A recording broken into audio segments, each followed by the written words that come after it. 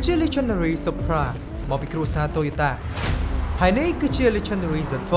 មកពីគ្រួសារ BMW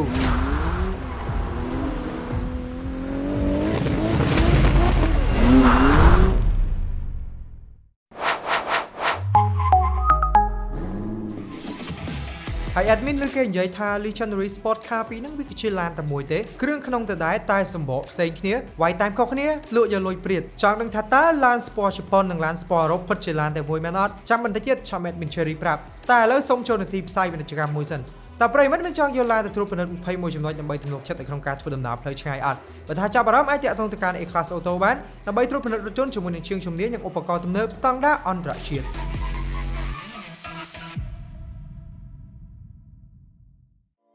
Z4 និង Supra អាចថាជាឡានតែមួយក៏បានតែការពិតទៅវាអត់ដូចគ្នាទាំងស្រុងទេ Same but different ឡានទាំងពីរនេះវាគឺជាសមិទ្ធផលដែល BMW និង Toyota បានចុះកិច្ចព្រមព្រៀងសហការគ្នាស្រាវជ្រាវក៏ដូចជាអភិវឌ្ឍឡាន Sport រួមជាមួយនឹងប្រព័ន្ធប្រេងឥន្ធនៈជំនាន់ថ្មីកាលពីឆ្នាំ2012និងបានប្រកាសជាសាធារណៈនៅក្នុងឆ្នាំ2014គាត់ថាយើងអាចបានចាប់អារម្មណ៍ថាគេរកស៊ីជាមួយគ្នាមូលហេតុដែលគេសហការគ្នាមិនមែនគ្រាន់តែផលិតឡានពីរហ្នឹងទេតែគេចង់កាត់បន្ថយចំណាយទៅលើការផលិតបង្កើនប្រសិទ្ធភាពឡាន Sport ដែលផលិតចេញមកច្បាច់បច្ចេកវិទ្យាបញ្ចូលគ្នាកាន់តែទំនើបហើយរឿងដែលសំខាន់ហ្នឹងគឺចង់ឲ្យម៉ូយអាស៊ីគ្រប់គ្រងឡានអឺរ៉ុបចំណែកឯម៉ូយនៅអឺរ៉ុបហ្នឹងគឺងាកមកគ្រប់គ្រងឡានអាស៊ីវិញឈ្នះឡាន Sport ខ្នាតតូចទាំងពីរនេះដែលបានកែរូបរាងថ្មីស្តៀងគ្នាត្រូវបានបញ្ចេញនៅក្នុងឆ្នាំ2019និងចាប់ផ្ដើមលក់នៅឆ្នាំ2020ដូចគ្នាដែលវាមានចំណុចមួយចំនួនដូចគ្នារួមមានទម្រង់ស្ថាបត្យកម្មនិងវិស្វកម្មដែលយើងហៅថា platform ក្រៅពីហ្នឹងគឺកម្លាំងម៉ាស៊ីននិងគ្រឿងបង្គុំឡានគឺដូចគ្នាតែម្ដងតែ admin ចង់បញ្ជាក់ថាពីរនាក់នេះគឺទៅតែចែក DNA គ្នាសម្រាប់ឆ្នាំ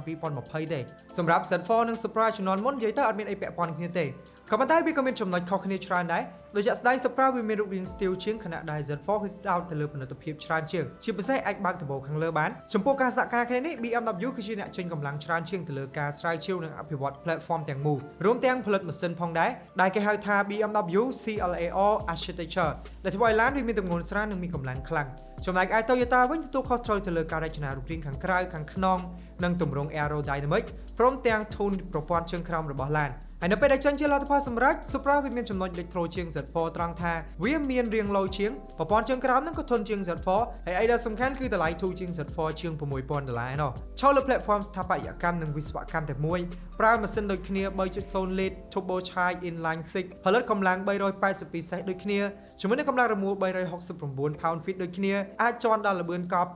249 km ក្នុង1ម៉ោងដូចគ្នាតែ Supra វាស្ទុះជាងពី0ទៅដល់60ម៉ៃក្នុង1ម៉ោងចាយពេលតែ 3.9 second ទេខណៈដែល Z4 ស៊ីពេលរហូតដល់ 4.1 second ដឹងតែហេតុអីអត់នោះក៏ដោយសារតែ Toyota គេជាអ្នកគូសវាសទម្រង់ aerodynamic អញ្ចឹងគេធ្វើឲ្យកូនរបស់គេមានទម្រង់ aerodynamic ល្អជាងបន្តិចហើយចឹងហើយបានជាវាស្ទុះជាង Z4 មកដង្ហើមចង្រិតបើនិយាយពីរាងស្ពណ៌របស់ឡានពីរនេះគឺទម្រង់រាងក្បាលវែងគូតខ្លីខ្លួនក្រាបនឹងដីដែលធ្វើឲ្យវាអត់ច្រឡំជាមួយនឹងឡាន Sport ផ្សេងទេជាពិសេស inspire concept ពីឡាន classic ដូចគ្នាដូចជាក់ស្ដែង Supra inspire concept ពី Toyota 2000 GT ចំណែកឯ Z4 inspire ចេញពី BMW 3.0 CSI តែចំណុចលេចធ្លោមួយរបស់ Supra គឺវាជាឡាន Sport ដែលស្រួលធូនយកកម្លាំងបន្ថែមស្រួល modify ឲ្យវាកាន់តែកាចដែលធ្វើឲ្យ Supra មានប្រជាប្រិយភាពខ្លាំងនៅអាស៊ីតាំងពីចេញដំបូងនៅក្នុងខ្ទង់ឆ្នាំ1978មកម្លេះចំណែក Z4 វិញហេតុតែវាជាឡានផលិតអញ្ចឹងអ្នកជិះវាភាគច្រើនគេប្រើវាជាកំសាន្តអារម្មណ៍បើកដំបូលស្រូបយកខ្យល់អាកាសសាសងញ៉ាយគ្នាតាមផ្លូវអីចឹងទៅដោយសារតែប្រព័ន្ធជើងក្រោមរបស់វាគឺថាទុនល្អជិះតាមផ្លូវស្ទើរតែអត់ដឹងថាលាក់ផងក៏ដូចជាទប់លំនឹងល្អនៅពេលដែលយើងបើកផ្លូវកោងក៏ដូចជាបើកផ្លូវកែងហើយក្នុងនោះដែរ admin ជឿជាក់ថាទាំងអស់គ្នាប្រកាសជាគ្រប់ត្រូលលើកជើង Supra ជាង Z4 ហើយបើទោះបីជាគ្រឿងក្នុងឡានពីរនឹងតែមួយក៏ពិតមែនតែប្រិយមិត្តគិតយ៉ាងណាបើសិនជាគេចែកឡានឲ្យ free គួរតែរើសយកមួយណា Supra ឬមួយក៏ Z4 comment ប្រាប់ឲ្យ admin បានដឹងផងហើយកុំភ្លេចចុច follow page subscribe វាយកណ្ដឹងម្នាក់មួយជួបគ្នាជាមួយនឹង admin Cherry នៅក្នុងវីដេអូក្រោយទៀតអរគុណជម្រាបលាបាយ